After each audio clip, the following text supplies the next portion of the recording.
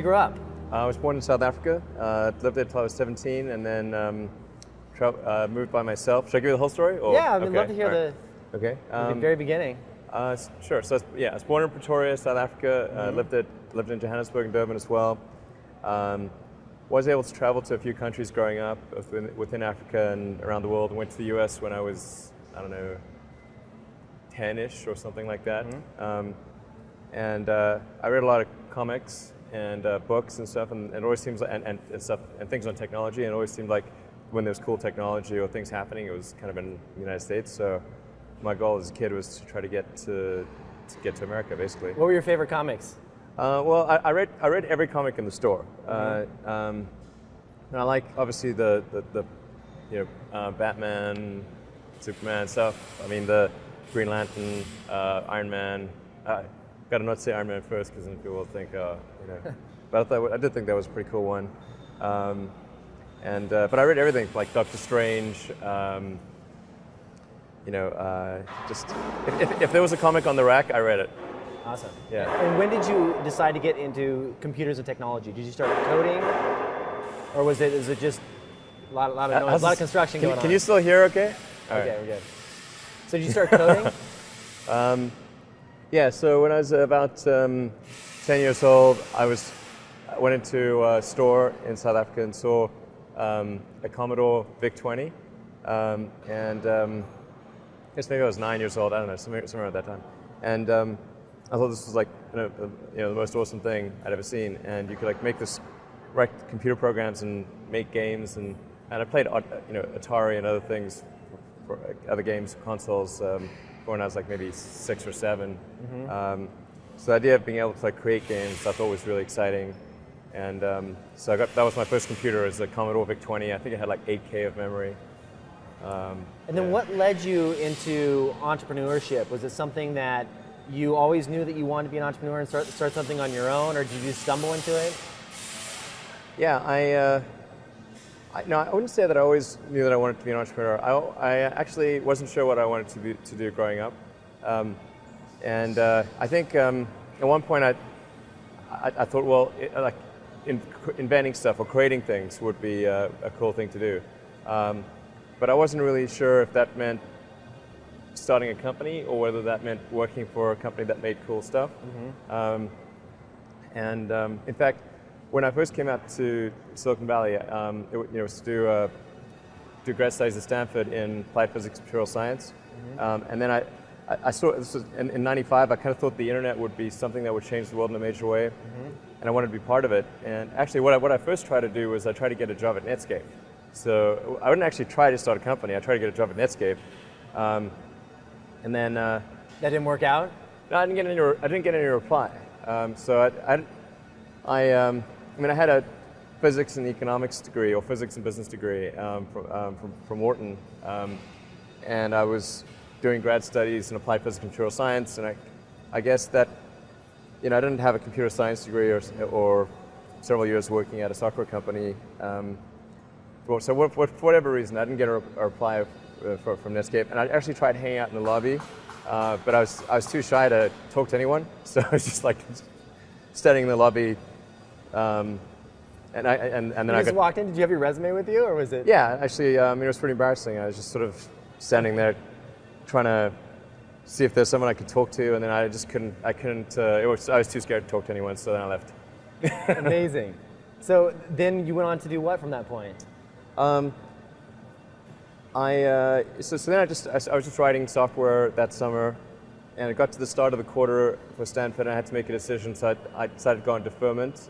So I figure if I start a company and it doesn't work, then I can always go back to grad school. Sure. It's just, so I talked to the chairman of the department, and he let me go on deferment, and I said I'll probably be back in 6 months, and he said he's probably never going to hear from me again, and he was correct.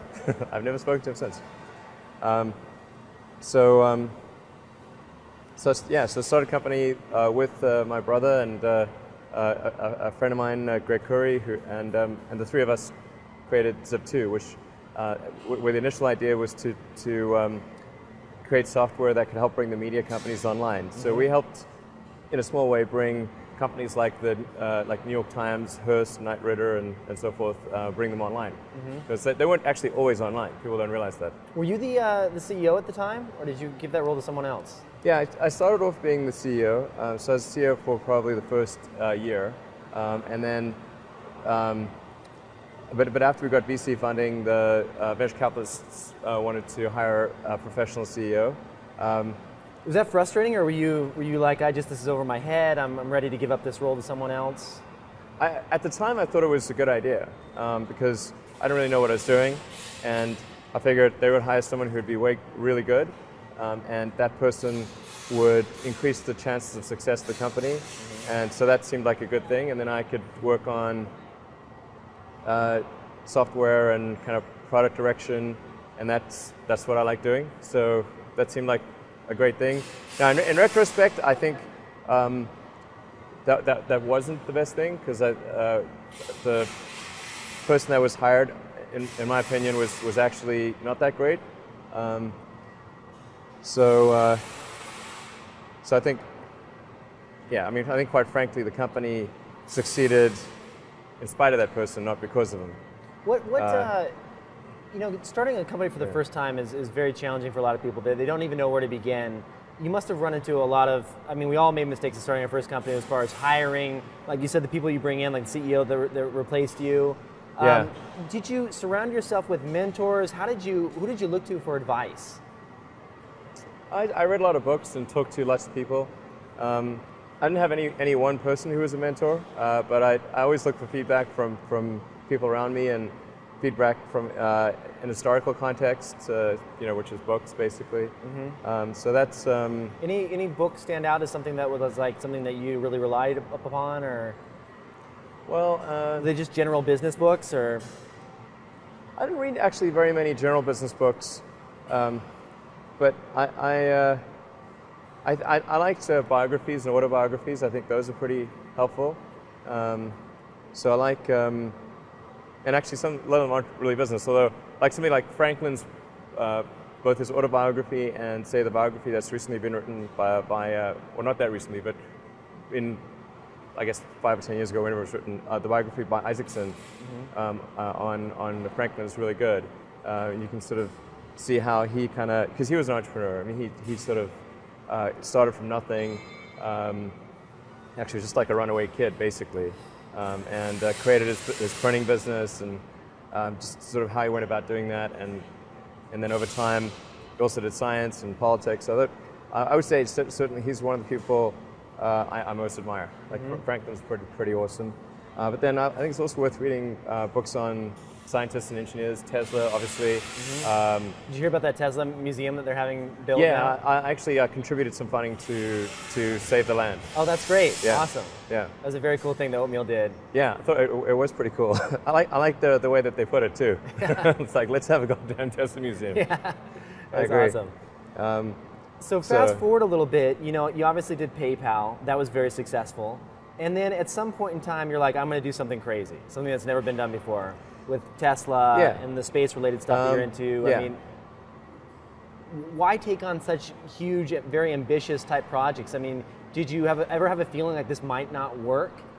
Oh yeah, absolutely. Well, so this kind of goes back to college, where I was trying to figure out what are the things that would most affect the future of humanity, and the things that I thought would most affect the future would be the internet, sustainable energy, which is both production and consumption, and so effectively solar cities like production, Tesla's consumption in a sustainable way, and then also space exploration and specifically making life multiplanetary. Now, I didn't expect at the time to be involved in all of those areas, but those are just the areas that I thought would most affect the future, and as it turned out, I've been fortunate enough to be involved in those areas. But that's the thread that connects them. It's kind of my best guess at what would most likely affect the future in the biggest way. And when I first thought about doing something in space, the thing I was going to do was actually going to be a kind of a philanthropic mission to Mars, to land a small greenhouse on the surface of Mars with seeds and dehydrated nutrient gel that you'd hydrate upon landing. You'd have this little greenhouse on Mars, and and you have this great shot of green plants on a red background, and the public tends to respond to precedents and superlatives. So I thought that would get people really excited about sending life to Mars. And my expectation from that project would be 100% loss, because I wouldn't expect, maybe you can make a little bit back on advertising or sponsorship or something, but it would be essentially a complete loss. So starting a rocket company was necessarily have a greater likely outcome than 0% financial return. Right, right. But at the beginning of starting SpaceX, I thought that the most likely outcome was failure. And how about Tesla Motors? Like, walk me through your process of wanting to launch something like that. Yeah, so in terms of an electric car company, at first I thought that there would be no need to do an electric car company startup because California regulations basically forced General Motors to create the Volt, or rather the EV1, I should say.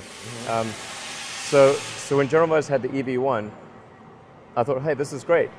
Biggest car company in the world is making an electric car. It's called the EV1. That would imply that there's going to be an EV2, 3, 4. Right.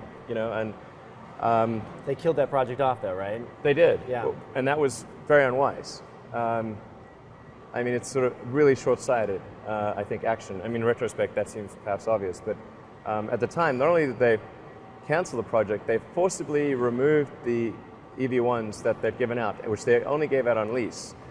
They removed them from customers against their wishes, took the cars and crushed them in a yard so that they could never be used again. And the customers whose cars had been taken away, they tried legal action to try they tried to sue General Motors to keep their car.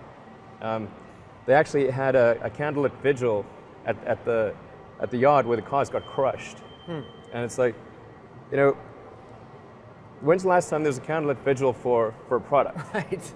That's pretty ridiculous. Right. And let alone a General Motors product. I mean, you have to be This pretty... shows the passion, the level of passion that users have. Yeah, you have to be pretty tone deaf to... I mean, you don't need to run a customer's... You don't need to do a customer survey to figure out that at least some number of people want the cars if they are treating it like somebody's being sentenced to death. Family. Yeah, totally. And...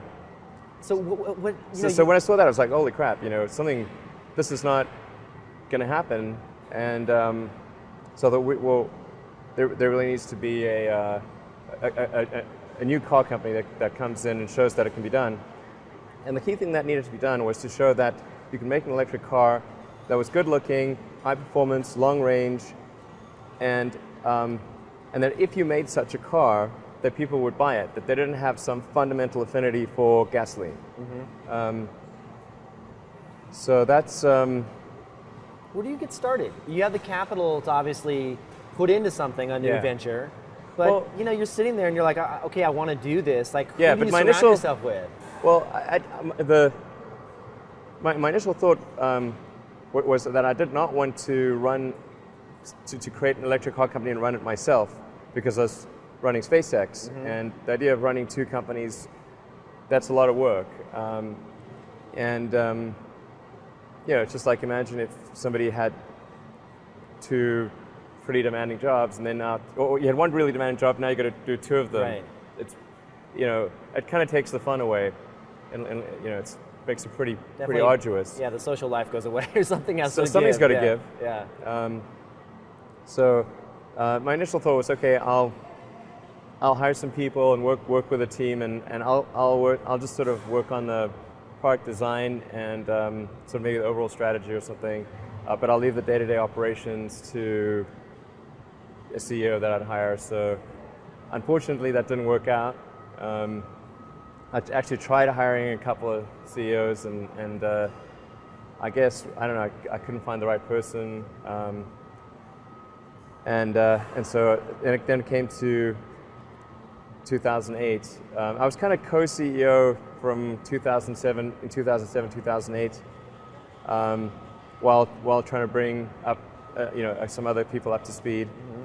And then when the market fell apart, the financial market fell apart, and the economy fell apart in 2008, and I had a choice of basically commit all of my remaining resources to Tesla or it's going to die for sure. And I thought, okay, if I'm going to do that, then I got to bite the bullet and run the company, because there's just too much at stake.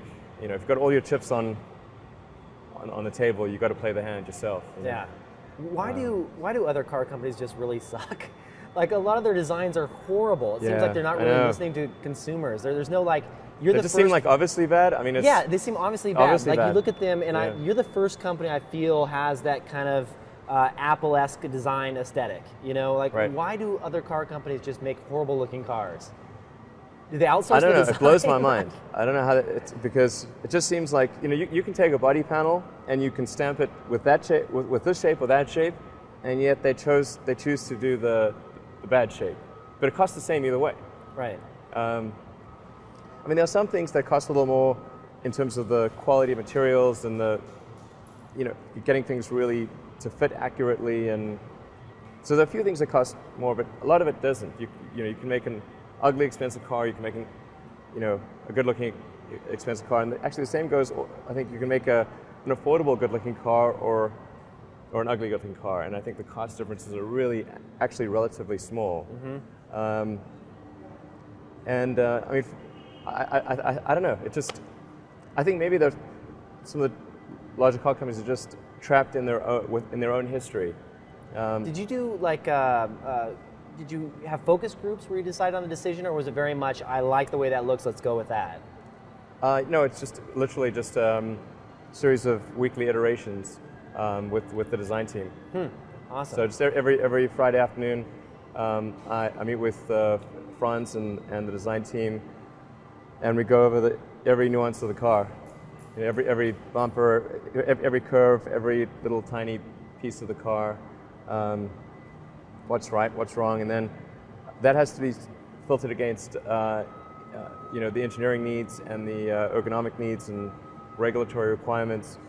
So it's a really, there's a lot of constraints. Yeah. And you can't just make a car any old shape you want and still meet all the regulatory requirements, be 5-star crash safe and all that. So it just requires a lot of iterative activity and caring about every millimeter of the car.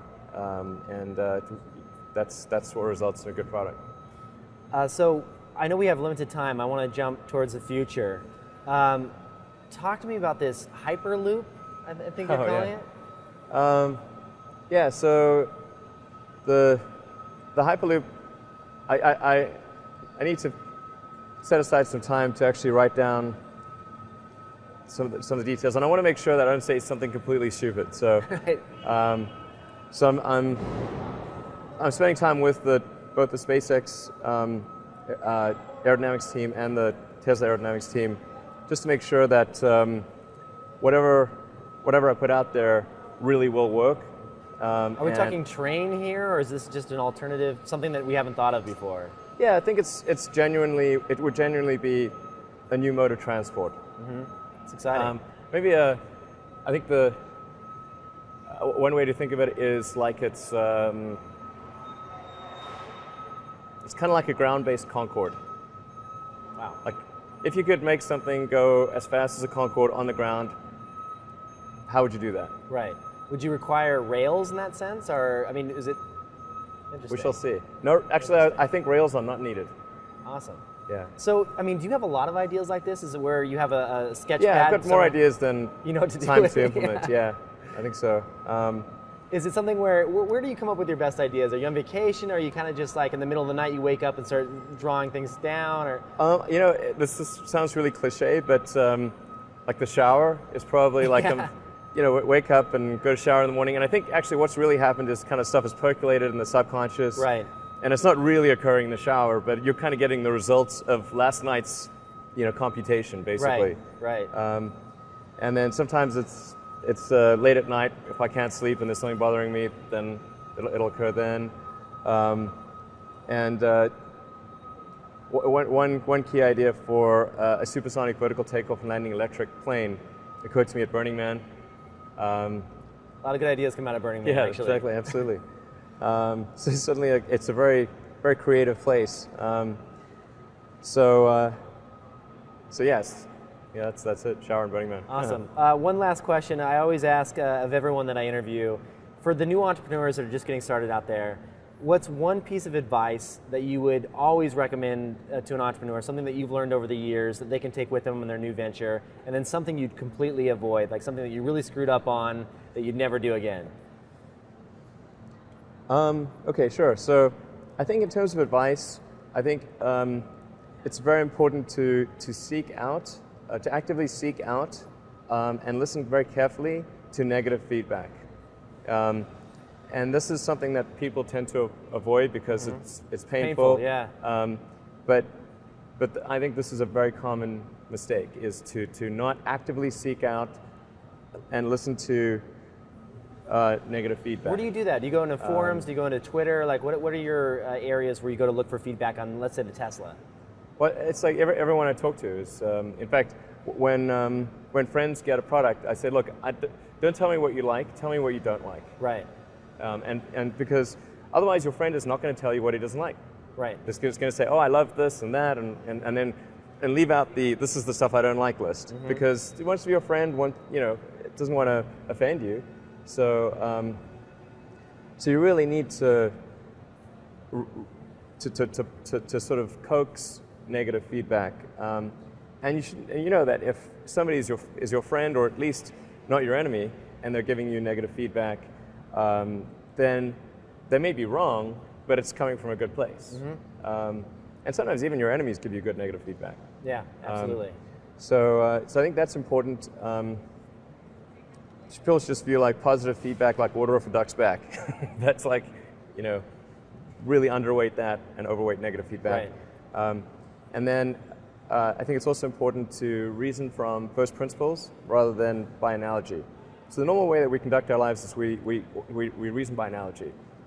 We're doing this because it's like something else that was done, or it's like what other people are doing. Me Too type ideas. Yeah, Slight iterations yeah. on a theme, and it's kind of mentally easier to reason by analogy rather than from first principles. But by first principles is kind of a physics way of looking at the world, and what that really means is you kind of boil things down to the most fundamental truths, and say, okay, what are we sure is true, or as sure as possible is true, and then reason up from there. That takes a lot more mental energy. Give me an example of that. Like, what's one thing that you've done that on that you feel has worked for you? Sure. So somebody could say, in fact, people do, that battery packs are really expensive, and that's just the way they'll always be, because that's the way they've been in the past. You're like, well, no, that's pretty dumb, because if you applied that reasoning to anything new, then you wouldn't be able to ever get to that new thing. Right. It's like you can't say, oh, horses. Nobody wants a car because horses are great and we're used to them and they can eat grass and there's lots of grass all over the place, and there's no gasoline that people can buy, so people are never going to get cars. Right. But people did say that. And for batteries, they would say, oh, it's going to cost. Historically, it's cost $600 per kilowatt hour, and so it's not going to be much better than that in the future. And you say, no, okay, well, what are the batteries made of? So first principles would be to say, okay, what are the material constituents of the batteries? What is the spot market value of the material constituents? So you can say, okay, it's got cobalt, nickel, aluminum, carbon, and some polymers for separation, and a steel can. So break that down on a material basis and say, okay, what if we bought that on the London Metal Exchange, what would each of those things cost? Like, oh, geez, it's like $80 per kilowatt hour. So clearly, you just need to think of clever ways to take those materials and combine them into the shape of a battery cell, and you can have batteries that are much, much cheaper than anyone realizes. Is that your big challenge at Tesla? Is battery? It's the single biggest item, but right now it's not any kind of obstacle to us. There are a whole bunch of little issues that are kind of trivial that are challenges when you're making a new product, because there are several thousand unique parts in the car. 90% of them are fine, 5% of them are slightly problematic, 3% or 4% are problematic, and 1% are extremely problematic.